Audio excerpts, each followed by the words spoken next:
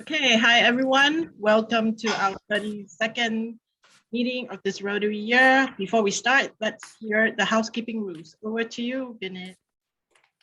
Thanks, Dr. Jessica. Very warm good evening to all of you. Welcome to yet another Rotary meeting back on Zoom. So a request to everyone who's not yet on mute, please take those 2 seconds and click that button on the bottom left of your screen so that you're on mute and we don't hear your other conversations accidentally. I noticed pretty much everyone has signed in with their proper names this time, so thank you for that. Do keep your video on, especially for the interactive sessions. This session, as usual, is being recorded, and by continuing to attend, you are giving your consent for the recording and for the recording to be shared on social media as we do and to be shared with all our members. Do use the chat function as usual for any questions you may have during the sessions today, and they will be taken up at the appropriate time. With that, I'll hand it over to President to start the meeting. Thank you. Thank you very much, Sergeant at Arms Vinit. So yes, welcome to everybody. And now may I invite the Toastmaster to give a toast to RI and any visiting clubs, please.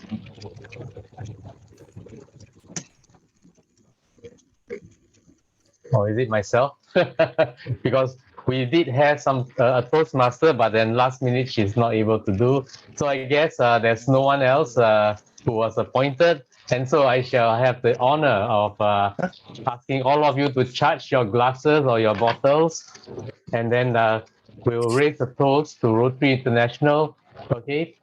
So to Rotary International. And a warm welcome to all our guests. Rotary International. May I invite the Director of Membership, Subhash, to introduce our guests for this evening, please.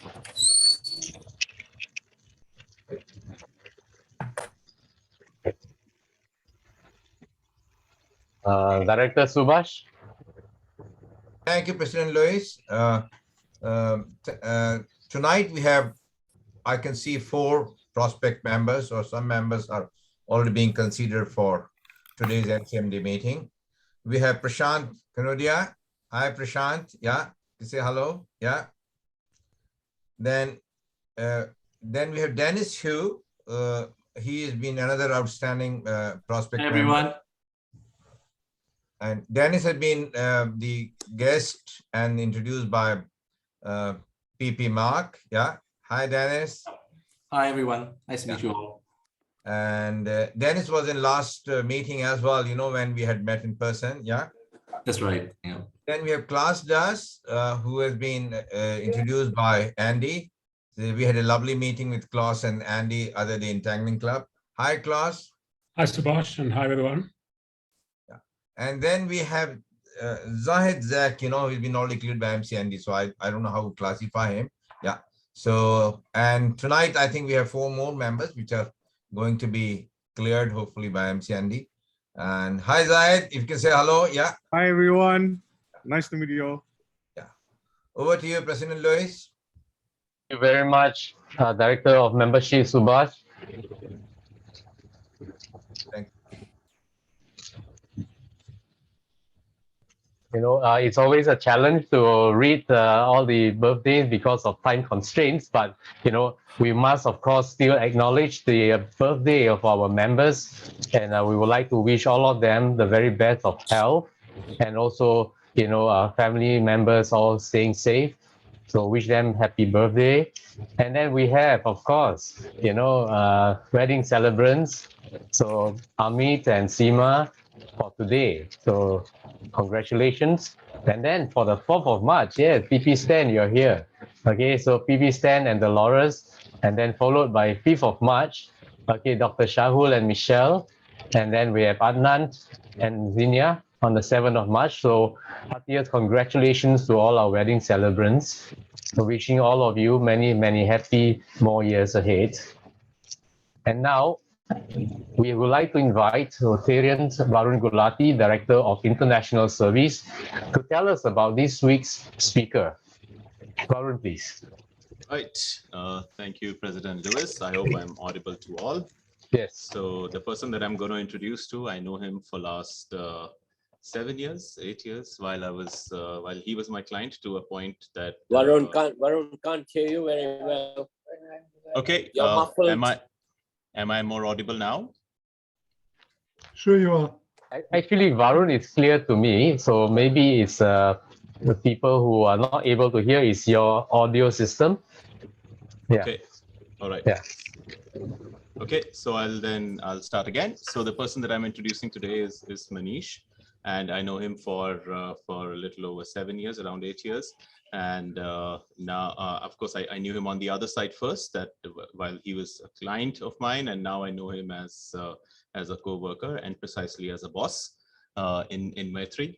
So just to introduce Manish heads the family office of Tolaram Group, which is transformed into a licensed asset management company and a multi-family office under the name Maitri Asset Management. In his career stint with Tolaram, for more than 17 years, he has been part of creating the value while working in business operation, unlocking the value by selling stake in two of the group companies to a US-listed multinational as key member of strategy and corporate finance team. And now he's responsible for conserving that value in his role as a CEO of family office for the past 6 years. Due to the diversified business interests of Tolaram, he also has exposure to various verticals like energy, textiles, paper, consumer goods, infrastructure, and financial services. Manish hails originally from India, northwest province of Rajasthan, and grew up in Nagpur in central India. He completed his bachelor's degree in commerce from Nagpur University and attained professional accounting degree from Institute of Chartered Accountant of India. He has worked in India, Africa, Singapore. He also has served on to board of various not-for-profit organizations. Latest, he was the honorary treasurer on IPP Dinesh's board. On personal side, he's a doting son, husband, and father, married to Untitled Chapter, and has 2 beautiful daughters. He also has his mother living with him in Singapore, so he lives with a lot of women power and blessings with him. So over to you, Manish. Thank you for such a warm and delightful introduction, Varun. And pleasure to again be connected with everybody. President, fellow Rotarians and guests, today's topic is very interesting and very relevant for most of us. Because Asia is seeing boom of wealth. Specifically, Singapore has almost 400 family offices as per the government data, up from 200 family offices just 3 years ago. So it is growing at a breakneck pace. So there are a lot of questions and concerns and inquiries around, what is a family office? How do you set it up and all? So we thought that, we'll do this session to kind of throw some more light on it. Let me start sharing my screen so that we can use the pointers on that. Just give me a sec.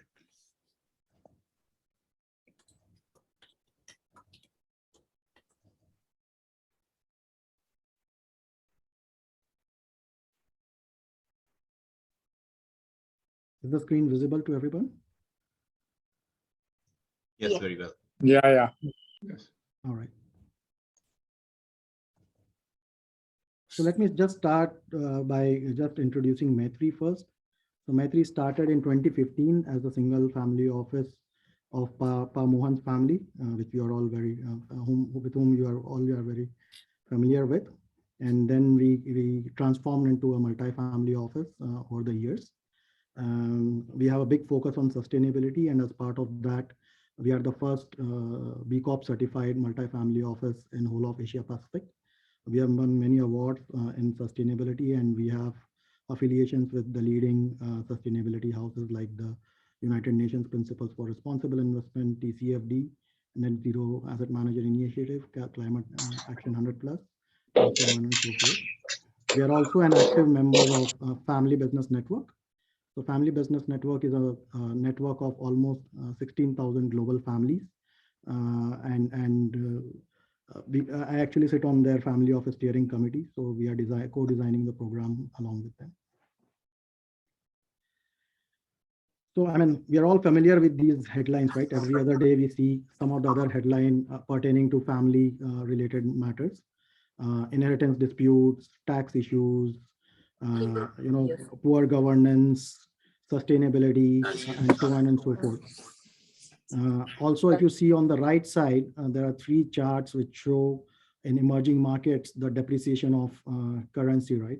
I mean, with what's happening between Russia and Ukraine, we have all seen what happened to ruble in the past. We have seen during the ASEAN financial crisis what happened to the ASEAN currencies. So again, that's at the back of most of the minds, maybe not so much within Singapore, because Singapore dollar has been a pretty steady and actually an appreciating currency. But for people who have a significant wealth in emerging markets, this is definitely one of the concerns. So let me just highlight one of a few of the major concerns which have cherry-picked from my interaction with quite a number of families. So on top of the mind is succession planning. As the families grow and they become complex, and more generations come into picture, the complexity of managing everything, including the family business or the financial wealth, becomes more and more complex. The next biggest issue with most families face is tax and offshore structuring. So taxation, obviously, if you don't structure taxation properly, it can have a very big compounding effect and eat up into a significant portion of wealth, which can be very well planned in a perfectly government-approved legal manner and can be avoided. The third biggest concern is softer issues management. So how do you align the expectations between the advisors of the family and the family itself as a collective unit? Some of the other softer issues are within the family itself, that how do you engage the next generation and how do you have harmony within the family itself?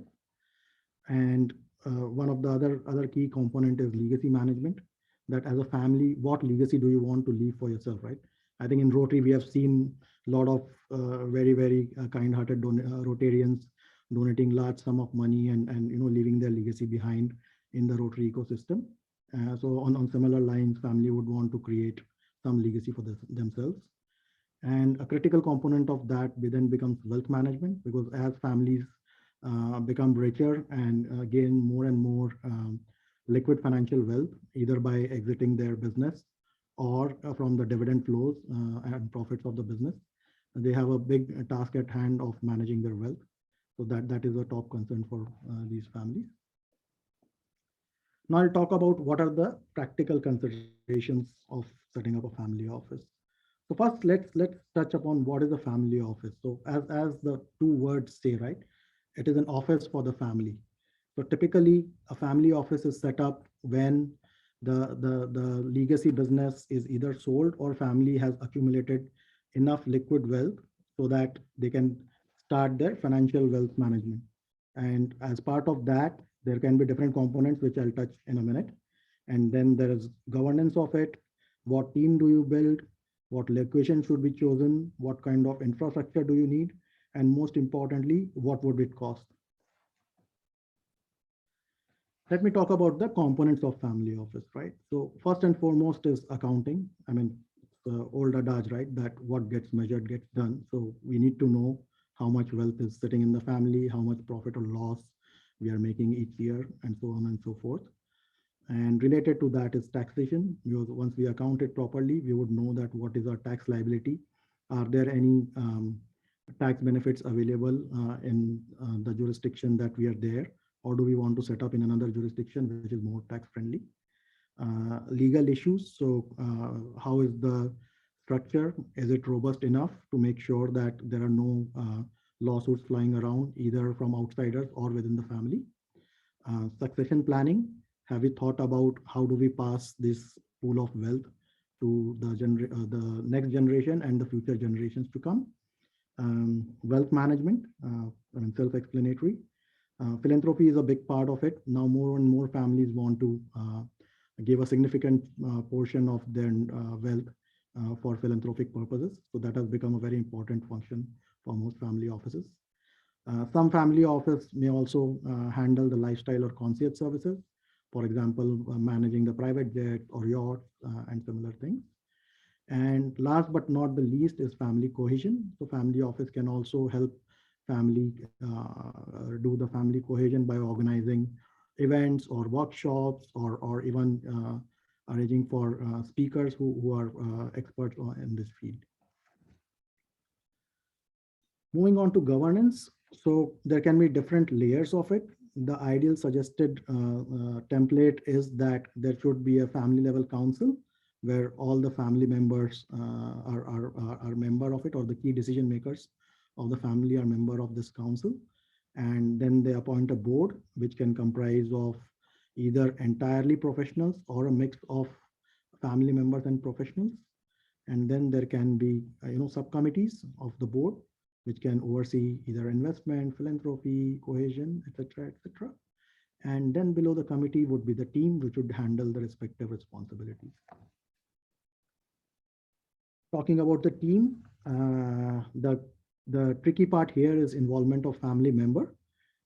Some families want that there should be an oversight from the family member, whereas some other families prefer that the family member should not be involved, so that there is no emotional drag and it can be looked at the things can be looked at objectively. And it would also depend on the complexity of the family and the capability and the interest. So what I mean by capability and interest is that, do we have a family member who is capable, whichever hat that person, he or she is wearing? Let's say philanthropy, for example. So does that person understand how philanthropy is done? I mean, because that also requires certain skill set, if not necessarily an academic qualification. And the other will be that how passionate they are about what they're doing, right? So if we assign a task to a family member who is not really very interested in doing it, the results can be disastrous. Other key factor, again, this is by interaction with a lot of families, is that trust and loyalty are given higher weightage than relevant experience or even academic qualification, for the simple reason that a lot of families have confidential and very personal data and financial information. So they would want somebody who they can trust and who is loyal and can stay around for a longer period of time, rather than a very high flyer person who would be switching roles every 2-3 years. The other consideration is insourcing versus outsourcing. And I mean, I'll partially cover that in the cost component as well, but broadly, the way to think about it is that, do we want to build a team in-house from scratch and do everything in-house, or do we want to outsource it to a service provider? And this can be a variety of functions, for example, right from wealth management to outsource IT support, to philanthropy, to accounting, etc., etc. There should be a good compensation plan for the team for alignment. I mean, with COVID and all, we've already seen a big wage inflation, especially in the financial services sector. So it becomes all the more important that the alignment with the team is there. And last but not the least is automation. So to save the cost and to make the process more efficient, we should automate all the processes and all the processes to the extent possible. There are a lot of softwares and cloud-based services available now, unlike in the past where a lot of stuff had to be done manually, and that is why you needed people in-house. Now these things can be automated and outsourced to service providers. Location. So, I mean, in Singapore, we don't realize how blessed we are, and that's why Singapore is becoming the leading hub for family offices. But when I speak to families outside Singapore, especially in emerging markets or very high tax jurisdictions such as US, they have different pain points. So I've put some of them, the key ones here. First and foremost is the infrastructure. So how is the infrastructure of that country or that city, especially if the family or one of the family members is physically planning to move there. So for example, in this forum, probably that is not as relevant because we are all based in Singapore. The next biggest item is tax benefits. So how is the tax structure in the jurisdiction or the location that you're there? Is there a better jurisdiction which has tax benefits, but at the same time, there are enough checks and balances that there is no other threat to the parking of assets there? The third is lifestyle. Like I mentioned, if the family is planning to move in that location, then the lifestyle, education, etc., becomes very important, the quality of that. Cost is a critical component of it. Jurisdictions like Singapore has a lot of benefits, but it is very expensive compared to some other jurisdictions. Political stability is one of the very deciding factors as well, because if you park a wealth in a jurisdiction which is not politically stable, and tomorrow the government or the authority comes and says, it doesn't belong to you, then whatever you have created can disappear immediately. And the other is accessibility. So by accessibility, I mean that whether the travel accessibility or accessibility to the ecosystem. Now we talk of the physical infrastructure and the associated service providers. So office space is a critical component of that. So a lot of families have their own offices for business purpose, so they can create some space within that itself.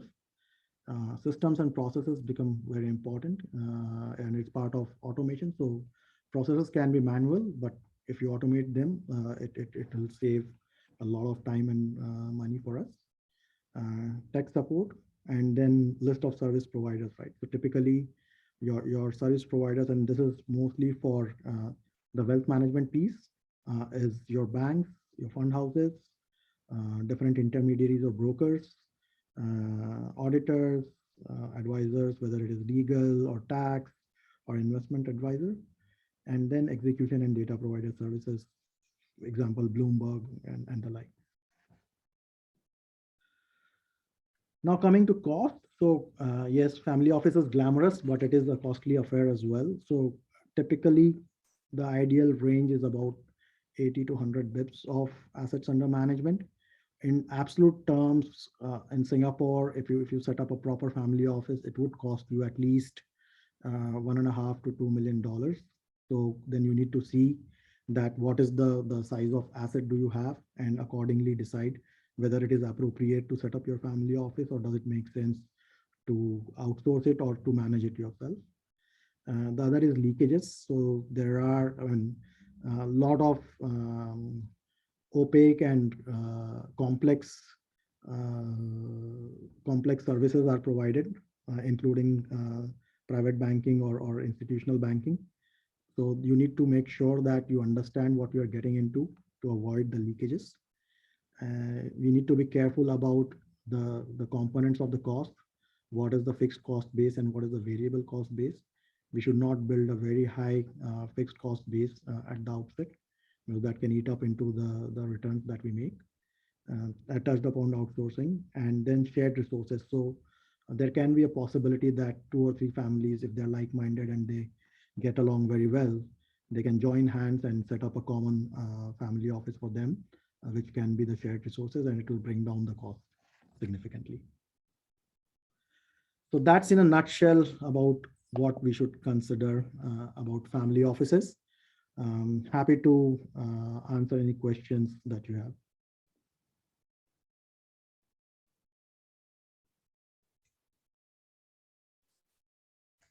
Manish, you need a CMS license, right? For single family office, we don't need a single family. But multiple. License. Yeah, so only when you are managing third-party money, that is when you need CMS license. However, if you want a tax exemption in Singapore, there are 2 schemes. One is 13X, which can be where the structure can be anywhere in the world, not necessarily in Singapore. And for that, the minimum requirement is 50 million Sing dollars in assets under management. And the family will need to hire 3 investment professionals and have a minimum business spending of 200,000 Sing dollars in Singapore. The other structure is called 13X, where it is a Singapore registered company. There is no minimum threshold for that, but then you need to hire 1 investment professional. But for that, the company has to be a Singapore registered company. And from your experience, sorry, follow-up question, how long does it take to get the CMS license? CMS license, I mean, it depends on the pedigree and experience of the people running it. What I understand currently, it's about 6 to 9 months. Okay. From the day you apply, you'll probably get that. Thank you. Manish, there are some questions in the chat group. I'll just help you out with those.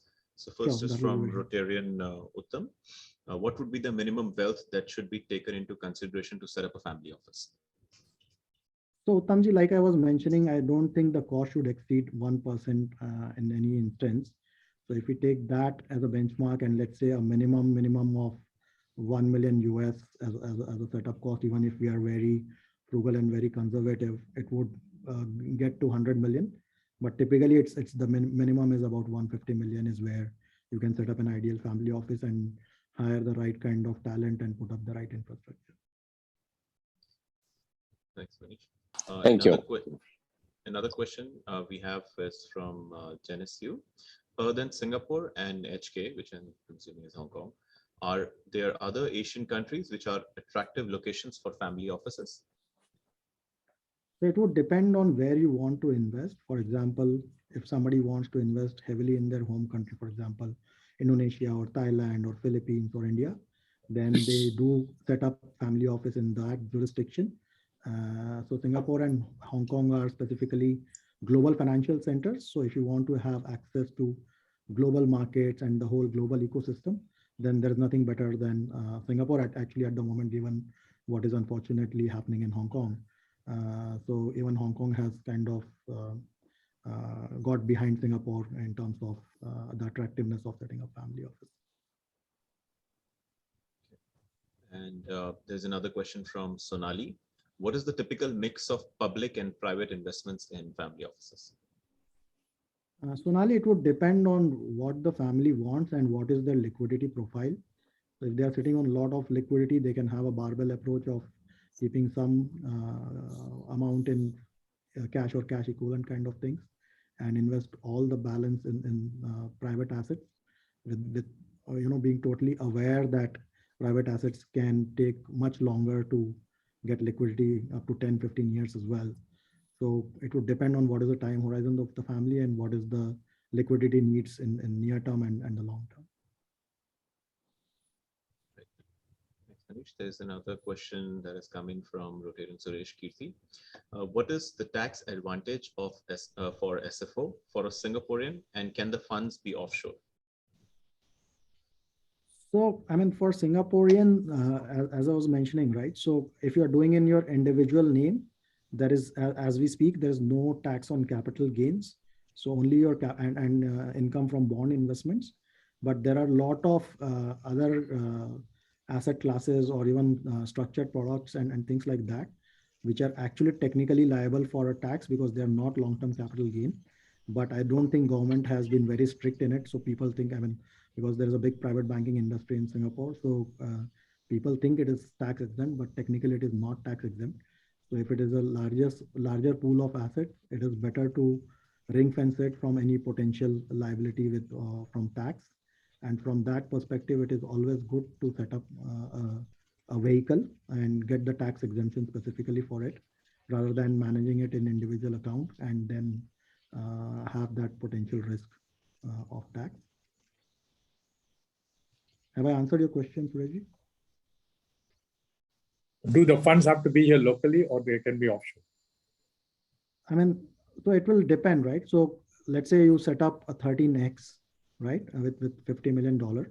That vehicle can be anywhere in the world, or you do a 13R and the vehicle is in Singapore, right? But that vehicle can invest anywhere, right? So that the underlying investments can be anywhere in the world, and it will be subject to the local taxation in that country.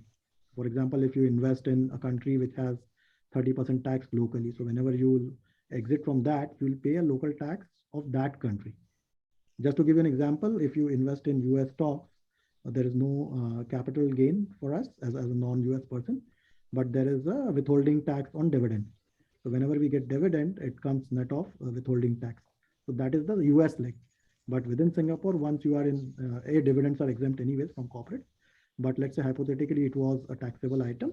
Then if you had the tax exemption in Singapore, then you won't be taxed on the Singapore leg. Thank you. Right. So Can I ask a question? Yes, please. Manish? Yes. Yeah. Manish, I know it's a little tricky sometimes handling with the family issues. What happens in case of there are differences and disputes? How these are resolved? Is through arbitration or through the mediation or in the court? So I'll take the analogy of. I know you need not to give the specific ones. You know, how are the normally structured in the documents? Yeah. No, sure. I interact with a lot of families, and like it's not just our family I deal with. I deal with a lot of families, so I have enough examples that I've seen. So I'll say I'll give an analogy of the healthcare, right? So when we take care of our health, there are two ways, right? One is the preventive healthcare. So if we maintain our mental and physical health well, will tend to fall ill much less compared to what we will if we don't do it. So first part is, and I touched about it in the family governance. So how is your governance structure set up? How much is it in black and white will determine that whether there can be a dispute or not. That is on the hard part. On the softer side, we need to engage all the family members and bind them with a common value system or a common objective. And that is where they will not even get into the legalities, right? Because once emotions are involved, whether the hard part is very hardwired or not, the softer side can take over, right? So it's like computer hardware and software both have to work hand in hand. Let's say even if we did everything right and put up a nice robust structure, still some dispute arises. So I mean there can be mediation, arbitration, etc. But the first step should be that we try to handle it at family level in a softer way. So if there is no big bitterness within the family, I think it should be solvable. But if the relations have become very bitter, then and if there is a third party mediator whom both factions of the family trust, we should use somebody like her or him to mediate and resolve the conflict. If even that cannot be done, there's no choice but to go with legal route.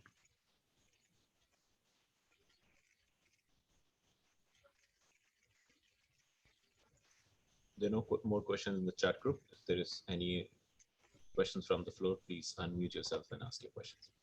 Thanks. Manish, just a point of curiosity. How much of your job is managing people and soft skills, and how much of it is actually legal and financial kind of work? So now, thankfully, I have a great team. So my job is actually mostly troubleshooting and keeping the morale of the team high. We have an investment team led by our CIO. So he manages all the investments and he uses me as a sounding board as and when required.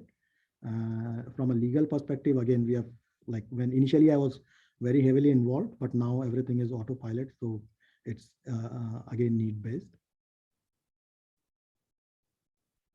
Thanks.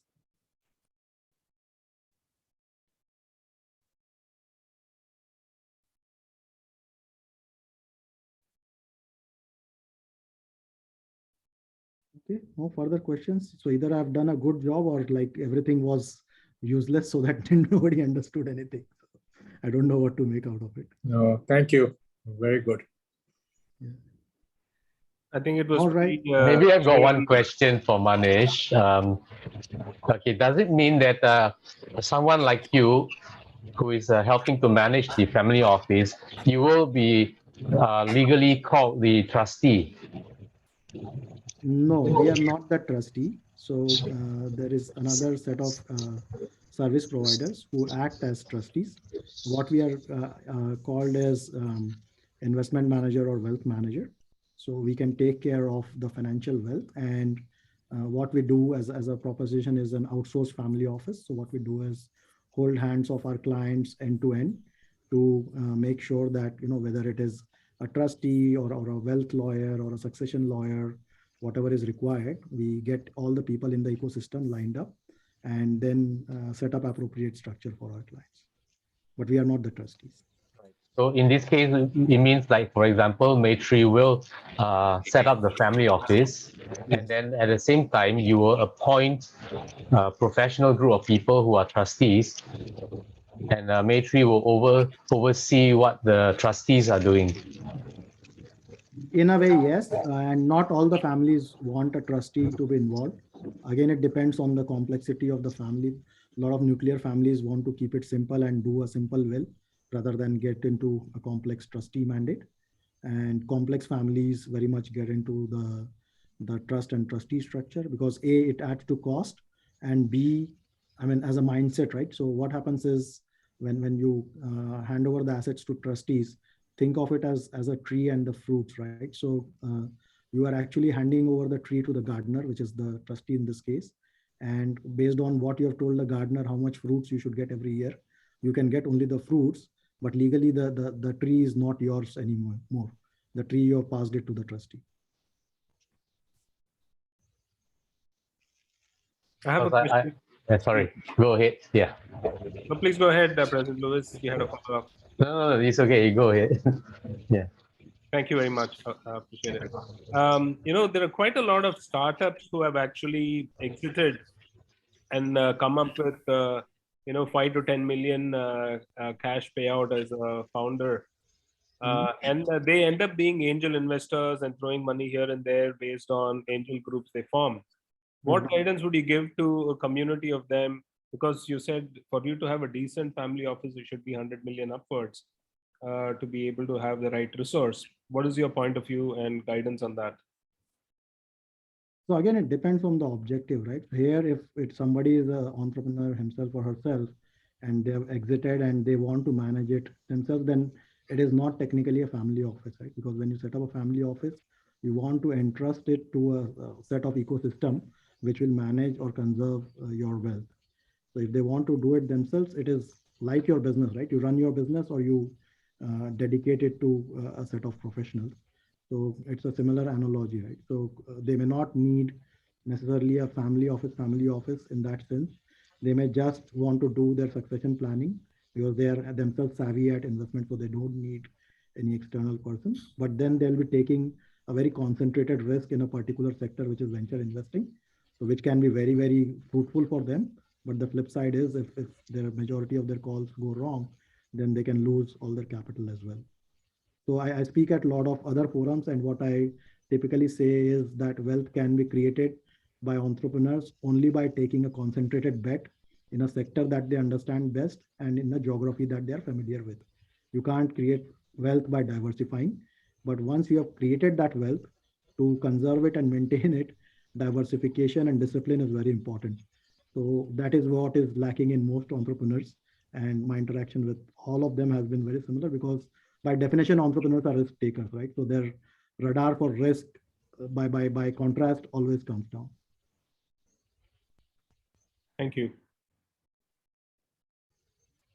There's a question in the chat group by Julia. What are the risks of assigning a trustee? Okay. So, let's see risk is as any other service provider, right? You have to look at the quality and pedigree of trustee, right? So, there are, bulge bracket big banks from UBS to our local DBS and other ones. And then there are independent trustees. And again, they are all the way from listed companies to smaller shops. So I would not recommend going to individual driven trust services, because this one we are looking at a very long-term thing, not from a short term. So we want stability. So we should definitely look at established, whether it is independent trustees or banks. If you go to banks, yes, they're very robust and very sound, and they've been around for maybe 100, 200, 250 years. But at the same time, they are very rigid and very bureaucratic. So you need to balance out between that. And a lot of banks don't hold all the assets. For example, most banks shy away from holding real estate, which for us Asians is a big component of our overall wealth. And that is why we need to kind of head towards independent trustees who can hold most of the assets. So from that risk balancing, then other risks could be that you gave a certain mandate and they are not honoring that, right? So again, A, pedigree comes into picture, and B, what you must do is get a lawyer to act on your side to make sure that your interests are protected vis-a-vis trustees. I've seen with a lot of high net worth clients that they go to a private bank, they'll tell that, I want a trust and can you recommend me a trustee? And they will recommend a trustee and they all start the trust deed and all, but the trust deed that they use is the standard template of trustee, where all the points are in favor of trustee vis-a-vis the actual client. And that is why you need to have a representation on your side so that your interests are protected vis-a-vis the trustees.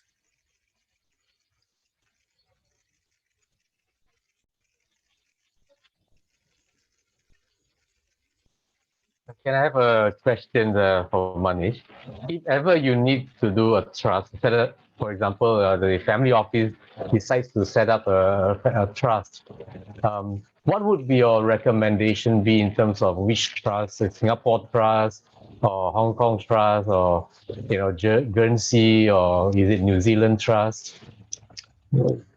So historically, Guernsey and Jersey have been very popular, and Singapore and other jurisdictions are coming up. So obviously, Singapore is a much robust jurisdiction. The only downside to Singapore is that it's not a perpetual trust. The maximum trust period allowed in Singapore is 100 years.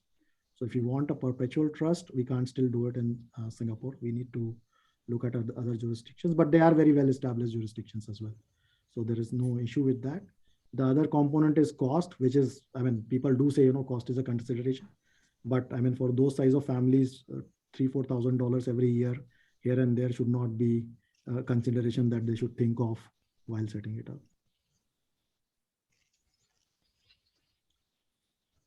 So one more question is, there are a lot of people with, say, for example, children with disabilities.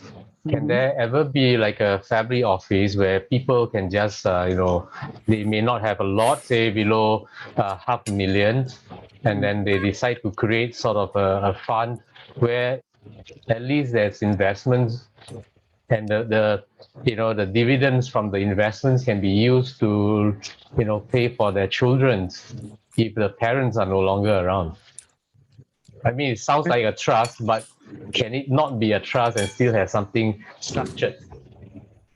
No, so I mean, at least in Singapore, whether it is a trustee or a wealth manager, everybody has to be regulated and follow the guidelines and rules set up by a monetary authority of Singapore. So nobody can do it in professional capacity, right? So if you have a close family member who wants to do it pro bono out of love and affection, it can be done. But if you want to do it as in a professional capacity, you need to go to somebody who is regulated, a trustee in this case. And for $500,000, theoretically it is possible, but practically it will not make sense because the cost of setting up and the annual cost will be probably equal to or more than the returns that $500,000 will generate. Thank you. I think PP Mark has a question. Yes, PP Mark. Yes, this is actually on behalf of my mentee, Sissy Go, whose profession is wealth planning. So her job, of course, is more comprehensive, but definitely includes setting up a family trust if it's so called. So my question is to both Manish and Sissy, is there a major difference when you set up a family trust, family office for a fortune less than $50 million? Or is it generally the same thing? So let me answer first. From a trustee perspective, nothing much changes. In fact, if it is managed by a regulated entity such as ours, they have more comfort because then the chances of things going wrong, and especially anti-money laundering and related things, that those risks come down for the trustee. So they look at it as a positive for them. But from a family office investment perspective itself, like I highlighted earlier, that not that it cannot be set up. So I have seen people who have hired one investment professional and call it a family office. I'm not referring to those kind of family offices. The family office I'm referring to is a proper structure with a proper team and infrastructure in place. But you can have like one trusted investment advisor who might be enough to handle family's money, provided that person is disciplined, because then it becomes a lot on the idiosyncrasies of that one individual, and there are no checks and balances. So especially in a down market like what happened in March 2020, if there were some idiosyncratic risk, personality-based risks taken, the entire capital can be wiped out. Thank you. Sissy? Okay, so there are quite a few scenarios, but generally, if let's say it's they are under 13R, actually there's no requirement for 50 million minimum. So it's that's to say, let's for the family office. but not a family office would have a trust structure. It depends on the needs as well. If they just want to set up trust, and depends on what is the purpose of setting up trust, because basically you put the money, you are transferring the asset to the trustee, right, for the sake of beneficiaries. So there are two layers here. One is legal ownership, and then also is who is the beneficial owner. So and for what purpose? So in short, it's possible to set up trust also below 50 million, or even set up a family office with, below 50 million. And we are talking also about whether it's a single family office or multi-family office. So multi-family office can also be done with smaller amount. Okay, and also for just now for Louis, that question, right? Actually, you probably can look at the special needs trust company. Those for the special need people with disability, but disability doesn't mean special needs. so it depends.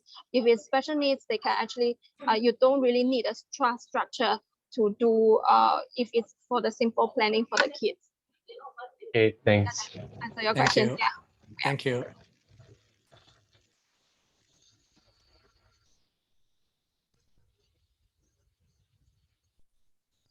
Please go on.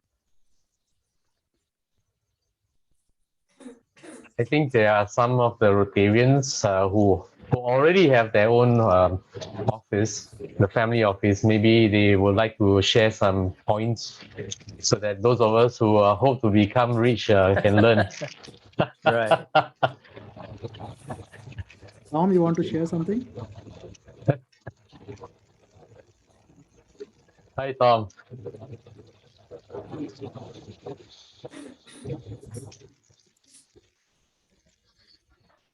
Well, unfortunately, Louis, you set up a company after you're rich. You don't set up a family office to get rich. So it's a one-way street. And I'm not on that road. You're right. I should go out with Andy more often. I'll learn the ropes. Right. And also I would like to add on just now when you asked about the why do people set up in Singapore rather than Jersey and other like Cayman Islands. It's also because nowadays people are looking at a financial center, because a lot of places who do trust, they are in a place that the financial center, they don't have so many professionals. They're only there, right? It's like they also might not have, because Cayman Island is also not a country, right? So they might not have the political stability and so on and so forth. So a lot of people, especially Asians, when they move to money to Singapore, they're looking at a political stability, language, and also the financial system and the professionals, which is what Singapore can provide. So they are not just looking at the text, but it's the whole holistic planning. To answer the question. Thank you. Yes, Rotarian Tom is ready to share something with us. Yeah. First of all, Manish, you have really understatement Maitri as a family office owner or chairman, a single family office. I'm also a member of Family Business Network, and I can say Maitri is one of the best family offices worldwide, because it was trained by a grandmaster of business and philanthropy from Mohan Vaswani over many, many years, and have shown exactly the future, that the combination is of investment and doing good. 25% of the investments from the return comes to Toleram, goes into charity. And if you have shown over decades that you behave right, you are a trust partner. And a lot of families have not the know-how to invest in money, and banks sometimes have their own interests.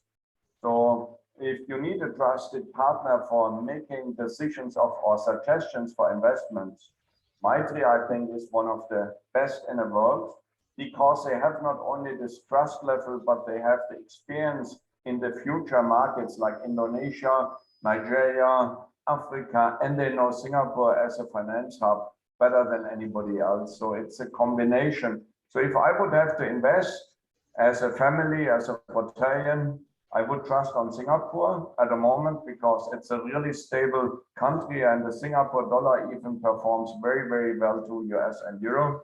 And on the other side, you have financial stability. And if the family has not the know-how in investment, it makes sense to trust somebody. But when you trust somebody, you have to look in the history. Are these people trustful? Have they shown over many, many years that you can trust? And I believe Manish has the great experience as a business leader. He leads business around the world. He has a very good education and he had a grandmaster, as I said, in business and philanthropy for 16 years to help him. So I believe the question is, do you trust more your bank or do you trust more a family office? This is an important decision because banks are also offering such services. But if you have to think about a family office, a multi-family office, I would put Manish and his team and the family office might be at one of the top in the world, this I can say. And let me also say then, thanks for your fantastic introduction, for your great introduction here to the Rotarian, for all your answers. I think it's a huge value for all of us to have Maitri in our club and have Maitri as a kind of future, because the future is uncertain. We have war, we have health crisis, and we have a move from real assets into digital assets.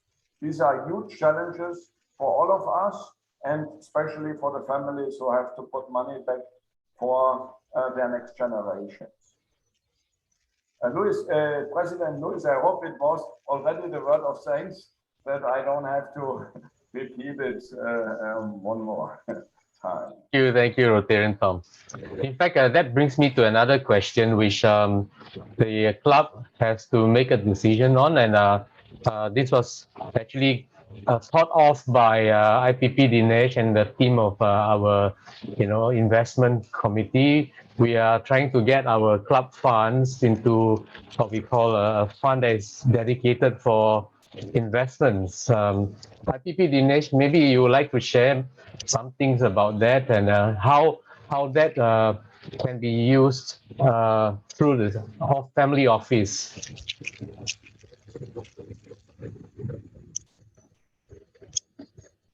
Thank you, President. I don't think I can answer that question very specifically. What we have done, or our team has done, is that we have created a club fund. As you know, we never had a fund in such a large club before. Although there was money, but it was all scattered various places in the accounts. So we were able to create a fund for almost 530,000, and it's likely that we may have another 150,000, which will make it close to 700,000. Now, this money, we are in the process of opening account and putting this money in this account, and then my team's work was to give a recommendation to the board. So we have given a recommendation that they should have a investment committee, not too large, but headed by our current treasurer of the club. That means he changes every year, and then we have one senior Rotarian and 2 Rotarians who have investment experience. However, this is the first part, which, as you know, there was a lot of work was done to clear all the accounts and come to this conclusion. After many years, we were not able to do it. So this is a task of, I think we'll leave it to your board or the new board to decide how we want to invest. I'm not the expert, but I think it's not a large amount to put with the family office, or maybe So how we can invest and get some return which can be used for our projects to help the poor people. UIPP, Dinesh. I don't really know. Yeah. Is that? So the idea is there, but then how do we safeguard the money? How do we make sure the investments are well looked after? So that is, of course, the other thing that we need to think through. So right now, yeah, it's just scattered in different accounts. President, today we have a number of, very fortunate we have Manish, who heads the Maitri, a family office. We have Tom, who runs his own family office, pretty large. We have Varun, we have several other Rotarians. I think they can have they can meet together and give a suggestion to the board how we should invest and what is the best way. Right. Thank you. So this is just a precursor of what will be brought up to the club for consideration. So nothing's cast in stone yet, but it's just currently funds, even accounts, major project monies that are in the past are still hanging around. So it's just not being put to good use. And we hope that with some investments, we will be able to not tap on everyone all the time, because investments, the dividends, we can use it. And then down the road, many, many years, we can see some snowballing of the investments and the dividends. But that's for another day. We need all the gurus to then put their thoughts together. Probably not my year. Yeah. Okay. So if there are no other questions, shall we then invite now? Let me see. Okay, a vote of thanks. Okay. Let me just share the screen. May I invite Rotarian Tom to give a vote of thanks to Manish for sharing with us the valuable insights of the ongoings of a family office. Rotarian Tom, please. Thanks again. I have shared already. Thanks so much for Manish for sharing so openly your insights to all our club members. It has given us a good understanding about multifamily office, and maybe have given us the hope that you can make a special offer to Rotary Club to support us to manage our funds in the future. But it was great insight, very helpful, and straightforward answers. I want to thank you again from all our board members, from all our Rotarians for this great speech. Thank you. Thank you, Manish. Thank you, everyone. Thank you, Tom, for your very kind words. They mean a lot to me. Yes, we are fortunate to have Manish here, and of course, yeah, do join us more often. I know you're busy. No, definitely, I would have loved to. In fact, now that the physical meetings are starting, look forward to meeting people in person. Well, thank you for making that introduction, because that's exactly what I'm going to talk about next. You know, by tomorrow morning, 11:30, we don't hit the number 40 of the attendance, we will cancel the physical meeting. So, you know, take out your phone and scan and join us next week, because we're going to have another person who is also going to talk a lot about, you know, investments. So this is Mr. Donald Chan, CDP Disclosure Insight Actions. After COP26, what is next for global climate actions? Okay, so, you know, climate action is important because investments all over the world are dependent on us having good environments, right? So we need to listen to him. So again, this is the QR code, you know, scan and then log in and make payment. Okay, so I would like to announce also that it will be club assembly on the 16th of March. So club assembly means that only members are allowed to attend. Guests and friends, unfortunately, on the 16th of March, you will not be able to attend. Okay, so that's 16th of March. Okay, with that, I would like to call a close to the meeting, and I'd like to thank all of you for being here. So stay back for a few minutes if you wish for fellowship. Otherwise, thank you very much and have a pleasant evening.